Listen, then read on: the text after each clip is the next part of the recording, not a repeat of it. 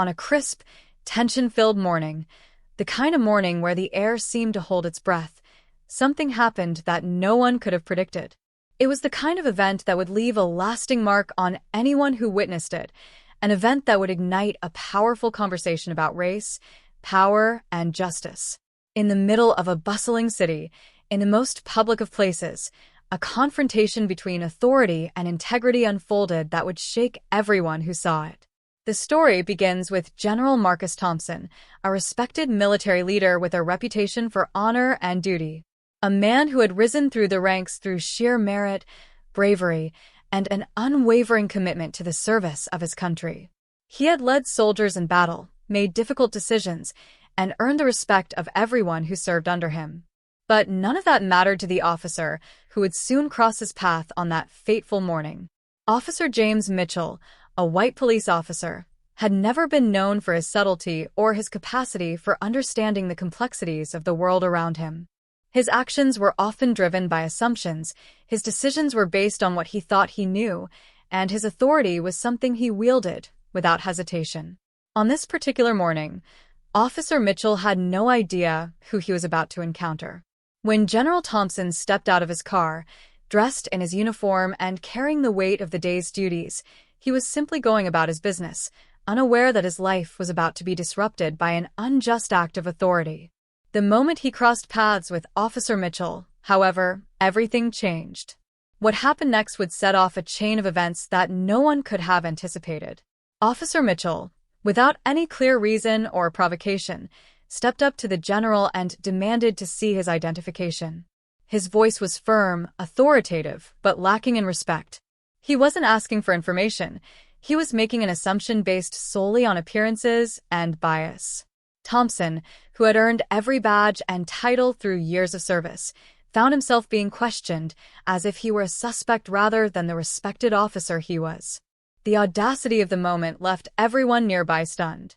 The general, ever the composed leader, tried to remain calm. He didn't want to escalate the situation. But as Officer Mitchell pressed on, ignoring the general's explanations and credentials, it became clear that this wasn't about protocol. It wasn't about procedure. It was about something much deeper, something far more troubling: bias, prejudice, and the overwhelming power of assumptions. Onlookers began to gather, their curiosity piqued by the unusual scene unfolding before them. They watched as a man who had served his country honorably, who had commanded respect from those who knew him, was being treated with a level of disrespect that no one could understand. Some stood in disbelief. Others whispered in confusion, unsure of what was happening. But one thing was certain: no one expected what would happen next. As Officer Mitchell continued to demand that the general prove his identity, the situation began to spiral out of control. The crowd started murmuring louder, some even voicing their confusion and outrage at the officer's behavior. It was clear that what was happening was not just about a misunderstanding, it was about something deeper, something more systemic. The officer's actions were based on assumptions, stereotypes, and a dangerous willingness to abuse his authority. But Marcus Thompson wasn't just any person, and he wasn't someone who would tolerate such disrespect without a response. At that moment, the crowd went silent, waiting for the inevitable clash. Would this escalate into something bigger? Would this encounter turn into an all-out confrontation? Or would the general remain calm, as he had done countless times before, and de-escalate the situation with his wisdom and authority? The truth was, none of the onlookers could predict what would happen next. What they didn't know was that General Thompson, despite the disrespect being shown, had one move left that would not only shut down the officer but would leave everyone in the crowd, and those watching from a distance, completely shocked. In a moment of pure, unexpected brilliance, Marcus Thompson did something that no one expected. He didn't react with anger, he didn't raise his voice, and he didn't escalate the situation in any way. Instead, he did something that would forever change the way everyone in that crowd saw the power of authority, respect, and dignity. What he did next was the ultimate demonstration of how a man, even in the face of injustice, can respond with such poise and strength that it leaves his opponents powerless. The tension was so thick you could cut it with a knife. Officer Mitchell was standing tall, believing his authority would carry him through this moment, convinced that his position as a police officer gave him the right to challenge anyone, anytime, without question. But as he stood there, demanding identification from someone who had earned every bit of respect, he didn't realize that he was about to be confronted by a man who had been through battles far more complex and dangerous than any he had ever faced. As General Thompson took a deep breath, he looked at Officer Mitchell, then the crowd, and with an air of unspoken authority, he began to speak. His voice was calm, his words deliberate, and each sentence carried a weight that forced everyone around him to listen. It wasn't just the words themselves that stunned everyone. It was the manner in which he delivered them, the quiet confidence that turned the entire situation on its head. But before anyone could process what was happening, something happened that would leave everyone frozen. Officer Mitchell, still standing tall, about to say something else to further assert his power, was suddenly stopped by the general's quiet but piercing words.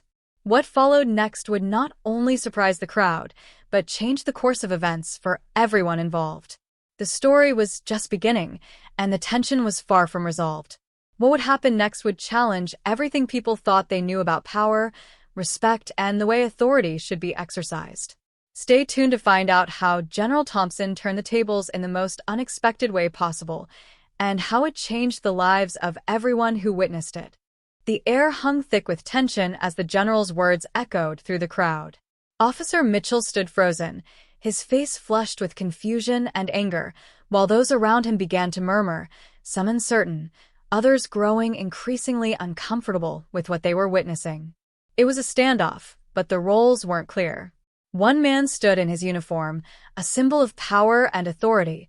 The other, a man who had earned his stripes through years of service and sacrifice, who had faced battles in lands far from home, not of his own choosing, but of duty. Yet here, in the bright light of a bustling city square, their roles collided in a way that no one expected. Officer Mitchell, still gripping the radio in his hand, tried to regain control of the situation. He had never expected to be confronted like this. This wasn't how he had envisioned his day unfolding. He was a police officer, someone who thought he had the right to ask questions and make judgments. In his mind, this was a simple case of checking the identity of someone who didn't seem to belong in the neighborhood. He was simply doing his job. But the presence of General Marcus Thompson, with his calm authority and poised demeanor, threw everything into disarray. The general had already made his decision.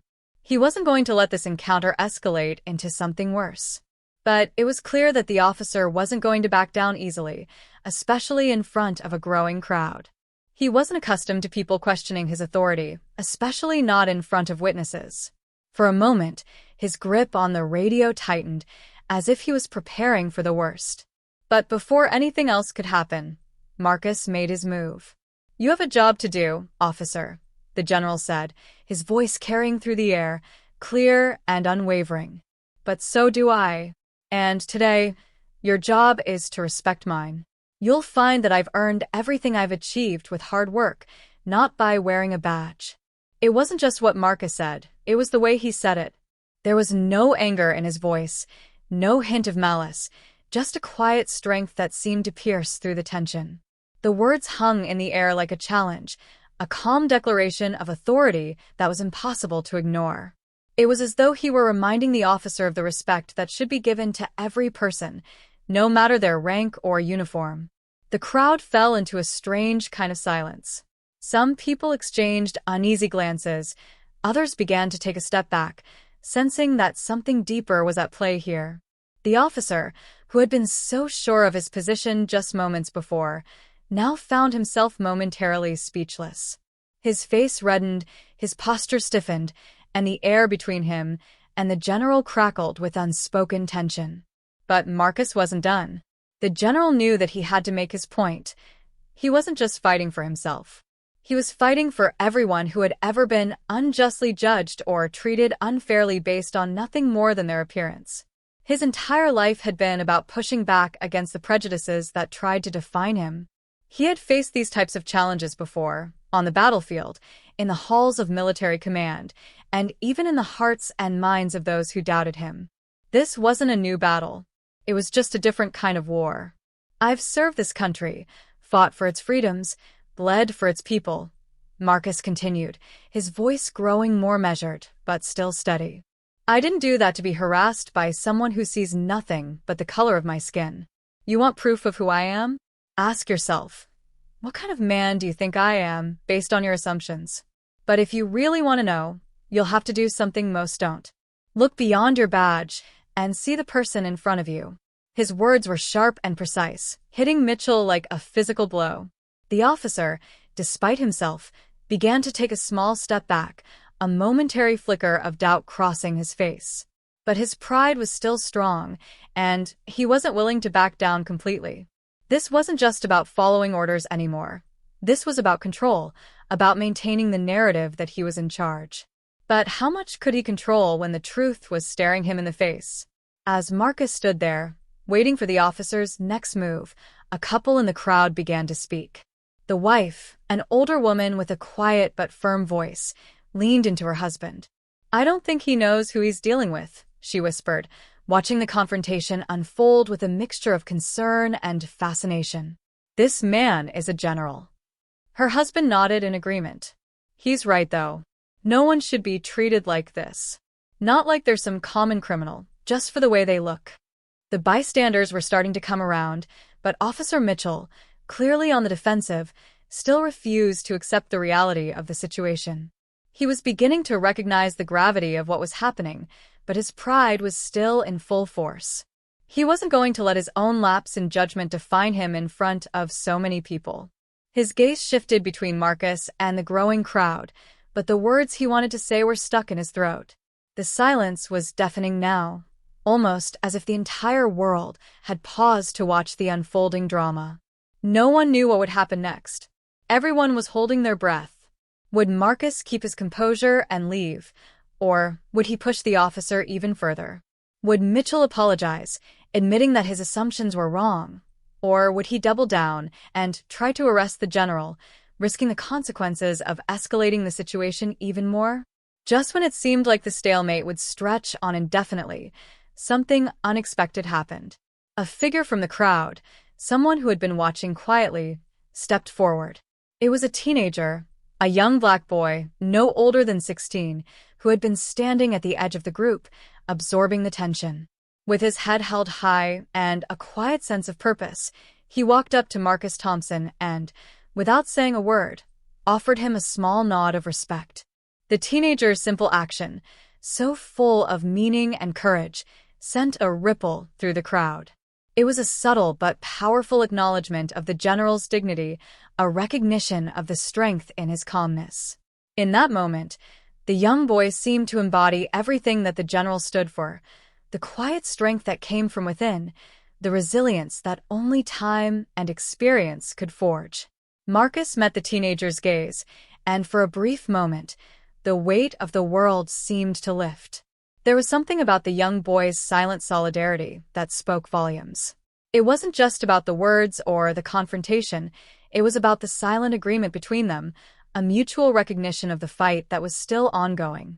Marcus gave the teenager a nod of gratitude before turning back to Officer Mitchell, who now seemed to be realizing the severity of his mistake. But the moment was far from over, and the crowd was still waiting for the next move. The story was far from resolved, and the real question was now, how far would Officer Mitchell go to hold on to his pride, and how far would Marcus Thompson be willing to push for justice in a situation that seemed to be designed to break him? The tension in the air seemed to thicken with every passing second, and it was as if time itself had slowed down. The faces in the crowd were a mix of expressions, some of disbelief, others of silent judgment, a few even whispering to one another, unsure of how to react. But one thing was clear. No one had expected this confrontation to escalate like this. Officer Mitchell, despite his initial resistance, was now visibly struggling to keep control. His hand still gripped the radio, but it felt like it was tethered to a sinking ship. The weight of his actions, the error in judgment he had made, was beginning to sink in. But he wasn't willing to back down, not yet. His pride wouldn't allow it. As Marcus stood there, unwavering, his eyes locked on the officer, it was clear that the general was waiting for him to make the next move. His calm demeanor, the the quiet strength in his posture, was in stark contrast to Mitchell's increasingly erratic movements. There was no question that Marcus could have reacted in anger. With a military career filled with moments of injustice and adversity, he had seen more than his fair share of discrimination. But this moment, here in the middle of the street, wasn't about revenge or even about personal pride. It was about something much bigger. It was about respect. It was about humanity. And as the crowd grew restless, it became evident that there was more at play here than just a confrontation between a police officer and a black man. There were layers of history, of systemic injustice, and of personal experiences that were being woven into this very moment. People began to shift their focus, not just on what was happening between the two men, but on how they themselves were complicit in a society that had allowed these tensions to fester for so long. Among the crowd, one young woman, a college student, felt the stirrings of something deep within her. She had been standing in the back, unsure of how to react, but now her resolve was hardening. She had seen the headlines, heard the stories of black men and women unjustly harassed, arrested, and even killed by those who were supposed to protect them. It had never been so personal, never felt so immediate. The scene unfolding before her was a reflection of every injustice that she had read about, studied, and even participated in by staying silent for so long. Her thoughts were interrupted by the voice of the officer. "I don't know who you think you are, but this is how things work here," Mitchell spat, his words dripping with contempt. It wasn't just an accusation anymore. It was a challenge. "You think you can come here, disrespect my authority, and get away with it? You've got another thing coming." The general didn't flinch. His response was calm, but cutting. "I'm not here to disrespect you, officer. I'm here to make sure that you understand the power of respect. You're the one who's been disrespecting me, not the other way around. But if you can't see that, then maybe it's time we start looking at the bigger picture." The officer's face reddened. His fists clenched at his sides, but there was no swing, no blow. Instead, there was just the growing realization that he was losing control. People in the crowd were beginning to voice their opinions, their voices quiet at first, but growing louder with every passing moment. Some shouted encouragement to the general, others looked at Mitchell with disdain. The pressure was mounting, and Officer Mitchell felt cornered, like a man trying to put out a fire with his bare hands. But just as it seemed like the officer might lash out, the unexpected happened. From the other side of the street, a car came to a screeching halt, its tires screeching as it slid into the curb. A figure jumped out, immediately heading toward the crowd. It was a woman, tall, sharp features, her uniform unmistakable. The onlookers parted as she pushed her way through. A few people murmured, recognizing the woman as a respected detective from the local precinct, Detective Emily Harris. Emily had been watching from a distance, her gut telling her that something wasn't right. She'd been monitoring the scene on her shift, and when she saw the crowd start to gather, her instincts kicked in. As she made her way toward the officer, her eyes locked on Mitchell, and there was no mistaking the disappointment in her gaze. She had worked with him for years, knew him well enough to understand his weaknesses. But today, this wasn't about the badge or rank, it was about a much deeper issue. "Mitchell," she said, her voice cutting through the tension. "What the hell do you think you're doing?" The officer flinched as he turned to face her, and for a moment, he looked almost relieved. But that relief quickly turned to guilt when he realized that Emily wasn't on his side. She wasn't there to back him up. In fact, it was clear from the way she carried herself that she was there to rein him in. "You don't know who he is," Mitchell started, his words coming out in a rush. "This guy's trouble. Emily held up a hand to stop him. "I don't care who he is, Mitchell. You don't get to treat anyone like this, not on my watch." Her gaze shifted toward Marcus, who was standing tall, unwavering in the face of the officer's aggression. There was no fear in his eyes, just the same calm authority that had disarmed everyone up until now. "He's a general, Emily," Mitchell muttered, his voice low and hesitant. "A military general. You saw how he's been talking to me. He's trying to embarrass me." "Not everything's about you, Mitchell," Emily replied sharply. Her voice held the authority of someone who had seen enough to know when a situation was getting out of hand. "This is about respect. You think you can just intimidate someone because of who you are? Just because you wear a badge doesn't mean you can push people around. The crowd seemed to hold its breath. Every word that Emily spoke hit like a hammer, shattering any illusions that Mitchell had about the situation. Marcus Thompson wasn't just any man. He was someone who had earned the right to stand his ground. And now, as the detective stood beside him, it became even clearer. This wasn't a battle between a cop and a civilian. This was a moment of reckoning, a moment where the true nature of power, authority, and respect was being called into question. Mitchell's eyes darted between Emily and Marcus. His next move was critical.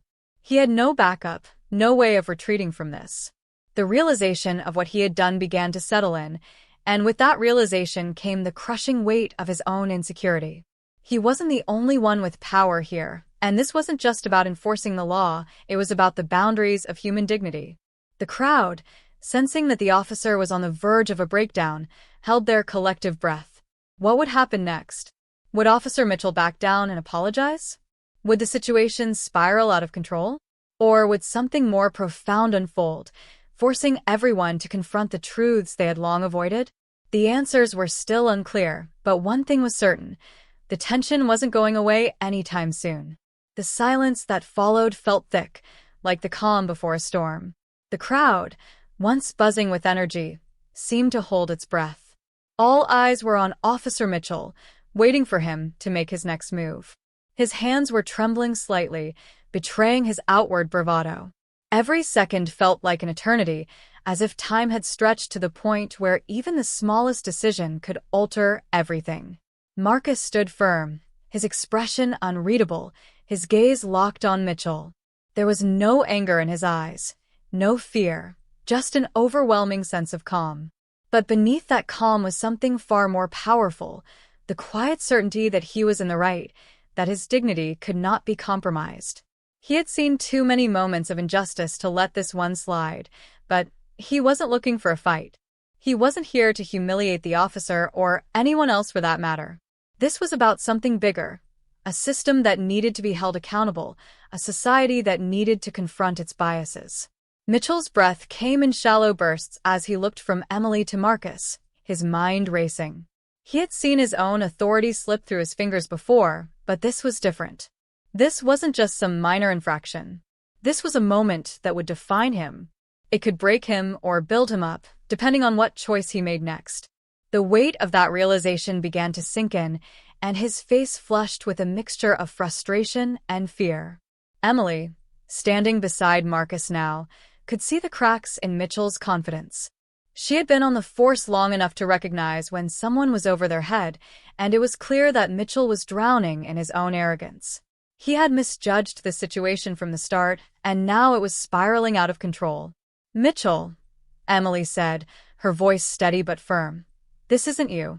I know you. You've made mistakes, but you don't have to make it worse. Step back. Let's talk about this." Mitchell's jaw tightened, and for a moment, it looked like he might listen. He glanced at Emily, searching her face for some sign of support. But what he found there wasn't reassurance, it was disappointment. She wasn't going to bail him out of this one. He had crossed a line, and now it was up to him to fix it, or to let it unravel entirely. In the background, whispers grew louder, circulating through the crowd. People were exchanging looks, each one seemingly asking the same question. How is this going to end? Would Mitchell take the high road, or would he escalate things further? The atmosphere was electric with tension, and every move felt crucial. Marcus, still calm, took a slow, deliberate step forward. It wasn't a challenge. It was a simple act of moving closer to the officer, to bridge the gap between them, not physically but symbolically. It was a gesture that spoke volumes. It was a reminder that respect wasn't about power. It was about recognition, about understanding that everyone deserved to be seen and heard. But Mitchell didn't see it that way. To him, it felt like another challenge, another push against his already fragile authority. His pulse quickened as he took a step back, his eyes darting around as if searching for some way to regain control of the situation. But no matter where he looked, there was no escape. The people around him were no longer on his side. The realization hit him hard, he was alone in this. And then, Just as the tension reached its breaking point, a voice from the crowd called out, sharp and clear, "You've got no right to treat him like that." The words pierced the silence, and heads turned to see who had spoken. It was the young woman from earlier, the one who had been standing quietly, unsure of what to do. Now, she was stepping forward, her face set with determination. Her words had an immediate effect. The crowd seemed to rally around her, the energy shifting. It wasn't just one voice now. More people began speaking out, calling for fairness, for accountability. It was as if the crowd had been waiting for someone to take the first step, to challenge the officer openly. And now that it had happened, they couldn't stay silent any longer. Mitchell's eyes flicked nervously from Emily to the young woman and back to Marcus. He felt cornered. His pride, his authority, all of it was hanging by a thread. He had been trained to de-escalate situations, to keep control of the narrative. But this was beyond his ability to manage. The more he tried to force his will, the more the situation slipped further from his grasp. The young woman didn't back down, her eyes locked on the officer. "You're a public servant," she said, her voice rising with each word. "You're here to protect, not oppress. And you've failed." A ripple of agreement passed through the crowd, and for the first time in what felt like hours, Mitchell's resolve wavered. He was no longer the one in control. And then, to make matters worse, a voice called out from behind him. "Officer Mitchell, step aside." It was a command, not a request. And it came from none other than the chief of police himself. The chief, a tall, imposing figure, pushed through the crowd, his face set in grim determination. He arrived just in time to witness the unraveling of his officer's control, and it was clear from the way he moved that he wasn't here to offer any leniency. "Sir," Mitchell stammered, his voice faltering as he turned to face the chief. I was just doing my job." The chief didn't respond right away. His gaze shifted to Marcus, taking in the general's calm, the way he stood with unwavering dignity despite the escalating situation. And then, with a quiet nod, he turned back to Mitchell. "You've done more than your job, Mitchell. You've created a spectacle, and not the kind we need." The chief's words cut through the air like a knife. Every person in the crowd felt the weight of those words. Mitchell's actions had led to a breakdown, not just of control, but of respect for the very system he was meant to uphold. For a moment, there was silence once more, as if the chief's presence had temporarily suspended time itself. The tension hung in the air like a thick fog, and everyone was waiting to see what would come next. Would Mitchell be reprimanded? Would the chief take action against him? Or would this just be another moment of injustice swept under the rug? The eyes of the crowd were on the chief now, and the moment seemed poised on the edge of something monumental. The weight of history, of collective memory, seemed to rest on his shoulders. Would he rise to the occasion and bring resolution, or would this moment slip away like so many others before it? As the chief turned to face the crowd, his voice was steady, but there was an edge to it. "This will not stand. We will address this, and we will make it right." The crowd waited. As the chief's words hung in the air, the crowd seemed to hold its breath, waiting for the next move. The tension was palpable, and for a moment, it felt like everything had come to a standstill. But just as the chief was about to speak again, a new voice cut through the silence, a voice that no one had expected. "I'm afraid that's not going to happen." The words came from a figure emerging from the back of the room, stepping into the light. It was someone none of them had seen before, a man dressed in a sharp suit, his face stern and unreadable. The crowd went still, and Mitchell, Emily, and even the chief turned to look at him. There was a sense of recognition in the air, though no one could place it immediately. His presence seemed to charge the atmosphere with even more electricity, raising the stakes of an already volatile situation. The man walked forward with a slow, deliberate pace, his gaze fixed on the chief. "You've been misinformed," he said, his voice cool but commanding. "This incident, it's bigger than you think." The chief's eyebrows furrowed as he took in the unexpected arrival. "Who the hell are you?" he demanded, his tone sharp, but the underlying uncertainty was clear. The man didn't flinch. He stepped forward again until he was standing just a few feet away from the chief. His presence was magnetic, demanding attention, and everyone in the room felt it. "I'm Special Agent Carter from the Department of Justice," he said, his voice steady and authoritative. "And I'm here to ensure that this situation is handled properly, without further escalation." The words landed like a bombshell, and the room seemed to explode in whispers. "Carter? The Department of Justice?" The chief's face shifted from confusion to concern, but his posture remained rigid, trying to assert control over the situation. "This is a local matter. You're out of your jurisdiction." Agent Carter's lips curled into a tight smile. "Not anymore. This is now a federal matter. You've got a serious problem on your hands, Chief." The implications of his words sent shockwaves through the room.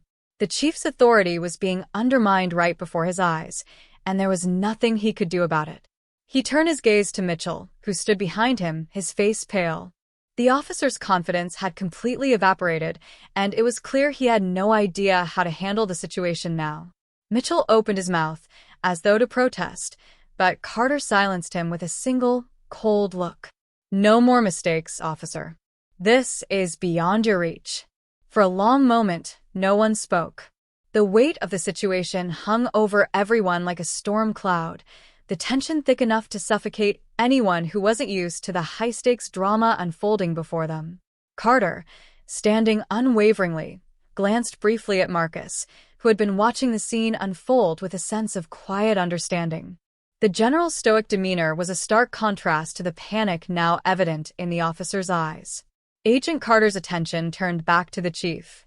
"The reason you're going to want to step aside," Carter continued, his voice never wavering, "is because this isn't just about a simple case of misconduct.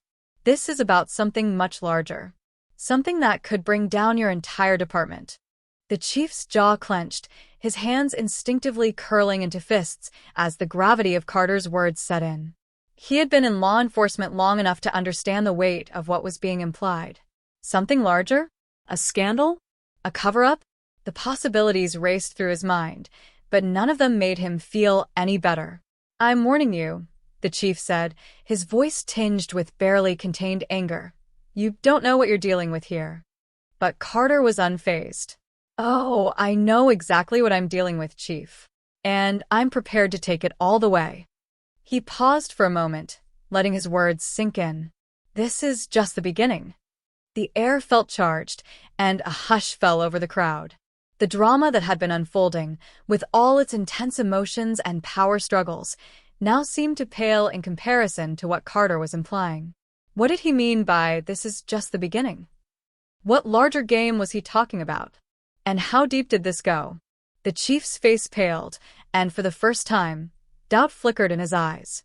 He had seen corruption in his years on the force, but the suggestion that it might reach his department or even higher was a new level of terror. His position was precarious now, and every move he made from here on out would be scrutinized with intense focus. Behind him, Mitchell shuffled uneasily, and even Emily seemed to be caught off guard by the turn of events. But Marcus remained calm, his gaze steady as ever. He was no stranger to high-stakes situations, but this felt different. There was something about the way Carter moved, like a man who had seen and done things most people couldn't even imagine. It was clear that whatever was happening right now was bigger than anyone had expected. The arrest, the confrontation, none of it was about the officer anymore. It was about something far more dangerous, far more entrenched. The crowd, sensing that this moment was a turning point, murmured in hushed tones, exchanging confused and worried glances. Some were worried for the chief, others for Officer Mitchell, and still others felt the pull of the bigger picture that was beginning to unfold. Was this all about a single act of injustice? Or was it something that stretched much further, involving forces none of them could see? Agent Carter turned to face the room once more, and his eyes swept over the people gathered there, the silent witnesses to the unfolding drama. "Make no mistake," he said, his voice echoing in the room, "the truth will come out. No one is above the law." The weight of those words sent a shiver through the crowd. What truth? What law? Everyone was on edge now, desperate to understand what was really happening, but no one dared to speak up. As the tension mounted, one thing was certain. Whatever had brought them to this moment whatever had set this chain of events in motion, was far from over. In fact, it felt like they had only just scratched the surface of something much bigger and much more dangerous. And as Agent Carter's eyes met Marcus's, there was a silent understanding between them, a shared realization that the stakes had just been raised to a level no one could ignore. The room fell into an eerie silence, everyone holding their breath, unsure of what would happen next. Carter's words hung in the air, as if time had momentarily stopped. The chief was visibly sweating now, his face pale and his fists trembling at his sides. For a moment, it looked like he might lash out, but instead, he took a step back, his eyes darting around the room as if searching for an escape. "Do you think you can just walk in here and tear everything down?" The chief's voice cracked, the weight of Carter's words seeming to crush him. "You have no idea what you're dealing with, Agent." But Carter was unmoved. "I know exactly what I'm dealing with, and I'm not here to back down." He paused, his gaze cold and unyielding. "I'm here to expose the truth." For a long, tense moment, the chief and Carter locked eyes. Then, in a flash of movement, the chief reached into his coat pocket. The entire room tensed, unsure of his next move. Was he reaching for a weapon? Was he going to attack? But just as quickly, he pulled out a small, inconspicuous envelope. He handed it over to Carter, his hands shaking. The room seemed to hold its collective breath. Carter took the envelope, his gaze flicking from the chief to Marcus, who had been watching the exchange quietly, his expression unreadable. As Carter opened the envelope, a single sheet of paper slid out, its contents quickly drawing his attention. His eyes scanned the paper rapidly, and for the first time, the calm demeanor that had defined him began to crack, just slightly. His brow furrowed, and his lips tightened in a way that told everyone in the room that what he was reading was far more than just a piece of paper. It was a bombshell. "What is this?" Carter asked, his voice low but laced with disbelief. His fingers trembled as he read through the paper again, more carefully this time. The chief, breathing heavily, took a step back, watching Carter's reaction closely. "I think you need to know what's really going on here," he muttered, almost in a whisper. There was a tremor of fear in his voice now. Carter's eyes never left the paper as the pieces began to fall into place. The documents in the envelope painted a far darker picture than anyone had anticipated. As he read, it became clear. The corruption that had been suspected wasn't just limited to local officers. It stretched all the way to the highest echelons of the department. And worse yet, it implicated some of the most trusted figures in law enforcement, individuals Carter had once considered allies. His breath caught as he processed the implications of the documents. This wasn't just a rogue officer trying to make a bad arrest. It was a coordinated effort to cover up a vast network of corruption and criminal activity that had been festering for years. It was worse than anyone had imagined, and now it was all coming to light in a single, devastating revelation. The room was tense, but the silence was shattered when Agent Carter finally spoke. "I've seen enough," he said, his voice hardening. "You've been playing a dangerous game, Chief." The chief's face darkened, but he said nothing. His eyes betrayed his fear, and it was clear he was no longer in control of the situation.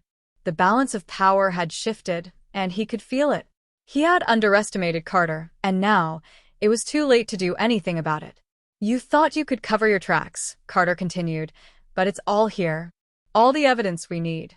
The lies, the deals, the cover-ups. Everything. It's over." The crowd, who had been watching the exchange in stunned silence, seemed to exhale collectively. The weight of what was happening finally started to sink in. The pieces that had seemed so disjointed were now fitting together, and what had once been a chaotic confrontation was now coming to a slow, inevitable conclusion. But just as it seemed that Carter had everything in hand, the unexpected happened. A sudden, harsh voice cut through the room. "Not so fast." Everyone turned as a figure stepped forward from the back of the room, a familiar face emerging from the shadows. It was someone no one had seen coming, Mitchell, the officer who had been at the center of it all. But he wasn't the same as before. His uniform was disheveled, and his expression was far more intense. There was a wild, almost desperate look in his eyes. I knew it wasn't right, Mitchell stammered, his voice trembling with a mix of fear and anger. But I didn't think it went this far. I didn't think it was this deep. The room fell into complete silence again, everyone staring at Mitchell, unsure of what to make of his sudden intervention. He wasn't an ally to anyone anymore, but he wasn't an enemy either. He was a man caught in the middle of a system that had betrayed him, a system that had used him for far too long. I've been a part of this for years, Mitchell continued, his voice shaking with the weight of his confession. But now I see what's really going on. I see what I've been a part of. He looked around the room, meeting everyone's gaze one by one. And I can't be a part of it anymore. The revelation was enough to send a ripple of shock through the crowd. The officer who had seemed so composed earlier, the one who had tried to make the unjust arrest, was now breaking down in front of everyone. He was a broken man, torn between his duty and the moral consequences of his actions. But there was more to his story, something that no one expected. Mitchell took a deep breath, his eyes locking onto Carter's. I have something else to tell you. Something that'll change everything. Carter's eyes narrowed, his suspicion peaked once more. What is it? Mitchell took a step forward, his voice low but urgent. I know who's behind all of this. I know who's been pulling the strings from the start. It's not just the chief, and it's not just the department. There's someone else. Someone much more dangerous. The words hung in the air like a time bomb waiting to explode. The room was silent again, the tension unbearable. Who? Carter asked, his voice sharp. Mitchell's gaze flicked to the general standing in the back of the room, Marcus's quiet but powerful presence, now a focal point. It's him, Mitchell said, pointing toward Marcus. The room went deathly quiet. What had seemed like an open-and-shut case of corruption within the police department now twisted into something far darker. The implications of Mitchell's words were staggering. If the person everyone had trusted, Marcus, a man who had been seen as a symbol of integrity, was really the one behind it all, then nothing in the room was what it seemed. But before anyone could react, Marcus spoke, his voice calm, but with an edge of finality. You've misunderstood. The twist, unexpected and shocking, left everyone reeling. Was Marcus involved? Or was he being framed? The answers were nowhere near clear, but one thing was certain. The stakes had just been raised to a whole new level, and no one would leave this room the same. The room was thick with tension, the weight of Mitchell's revelation pressing down on everyone. All eyes were on Marcus, who stood motionless, as if frozen by the sudden turn of events. Carter took a step forward, his gaze unwavering. He couldn't believe what he was hearing. The trust he had placed in Marcus, a man he'd admired for years, now felt like it was hanging by a thread. You're accusing me? Marcus's voice was steady, calm, but there was a flicker of something in his eyes, a glint of doubt, perhaps even a flicker of betrayal. He wasn't sure if he could trust anyone in this room anymore. But before anyone could respond, Mitchell stepped forward again, his hands raised in a gesture of surrender. No, I didn't mean it like that. What I'm saying is, Marcus doesn't know everything, okay? He's not the one pulling the strings here. His eyes were wide, desperate. It's bigger than us. It's bigger than the department. The confusion in the room deepened. Carter's suspicion only grew. He had known Mitchell was conflicted, but this was a game changer. How had they all missed this? Could they really have been in the dark about something so vast? The corruption within the police force was already deeper than Carter had ever thought, but Mitchell was suggesting a far-reaching conspiracy that stretched beyond the department's walls. Carter didn't know what to believe anymore, but he had to focus. Who is it then, Mitchell? He asked, his voice thick with urgency. Who's behind all of this? Mitchell shook his head, his face a mixture of regret and fear. You'll never guess it. It's someone you least expect. He took another step back, seemingly too overwhelmed to continue. Carter could feel the pressure building. They were on the edge of uncovering something that could change everything. The system they had believed in, the structure that upheld their city, was unraveling right before their eyes. And then, with a suddenness that caught everyone off guard, Marcus stepped forward. His shoulders were squared, and his voice rang out with an authority that commanded the room's attention. "You're right, Mitchell," he said firmly. "I don't know everything. But I'm not going to sit here and let false accusations ruin everything we've worked for." He looked at Carter, his gaze piercing. "You want to know who's behind this? Look no further than the man standing next to you." There was a stunned silence, and for a moment, Carter thought he had misheard. Was Marcus saying what he thought he was saying? He turned to Mitchell, eyes narrowed. "You're saying it's me?" Marcus shook his head slowly, his expression unreadable. "No, not you. The one who's been orchestrating all of this. It's the one pulling the strings behind the scenes. The chief's close associate, the man who's been feeding him information, manipulating everyone's moves." His gaze flicked to the corner of the room, where an officer had been standing silently, watching the entire exchange. Carter followed his gaze, heart racing. In the corner, a tall figure stepped forward. The room gasped. It was none other than Officer Davis, a veteran officer known for his loyalty to the department, and, in Carter's eyes, a man above reproach. But now, standing in the light of Marcus's words, he looked like anything but the honorable officer everyone had believed him to be. "Davis," Carter's voice was low, a sense of betrayal rushing through him. How had he not seen this coming? The pieces were finally falling into place, but it felt like they were slipping through his fingers. Davis met Carter's gaze, a cold smirk tugging at the corners of his mouth. "You didn't think I'd let you take the credit for all this, did you, Carter?" His voice was smooth, but there was a hardness to it. "You're too naive. You've been playing in the same sandbox as all of us, but you never realized you were just a pawn." Carter's mind raced. The revelation was almost too much to process. Officer Davis, a man he had trusted, had been the architect of everything. The lies, the corruption, the cover-ups, it was all him. He had been pulling the strings from the shadows, and they had all been too blind to see it. Davis continued, his tone mocking. "I made sure you all played your parts. It's the way it's always been. But now it's my time. And you, Carter, have just been a means to an end. Did you think you were the only one who had connections? That you were the only one who could expose corruption? No, my friend. This has always been bigger than you." He took a step toward Carter, his expression twisted with malice. "You were never meant to win." The air in the room grew heavy with tension. For a moment, Carter didn't know what to do. His world had just shattered. The weight of betrayal from someone he had considered an ally was almost unbearable. But Marcus, who had been quiet up until now, stepped forward once again. "This is over, Davis," Marcus said, his voice unyielding.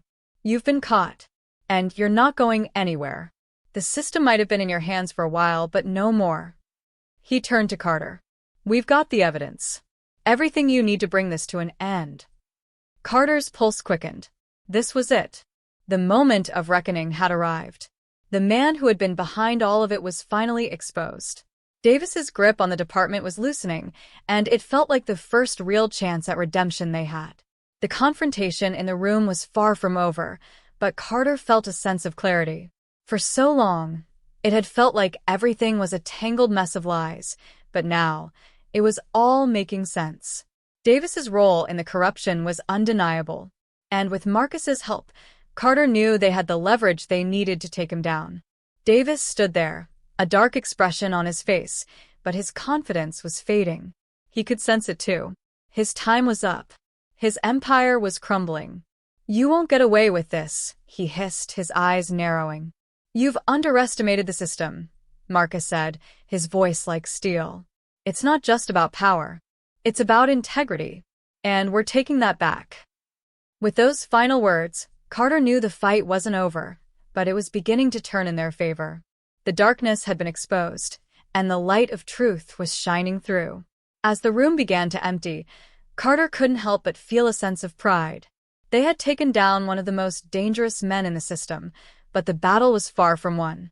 There was still more to be done, more corruption to root out, more truth to uncover. But one thing was certain. This fight for justice was far from over, and they had just taken the first major step toward reclaiming their city.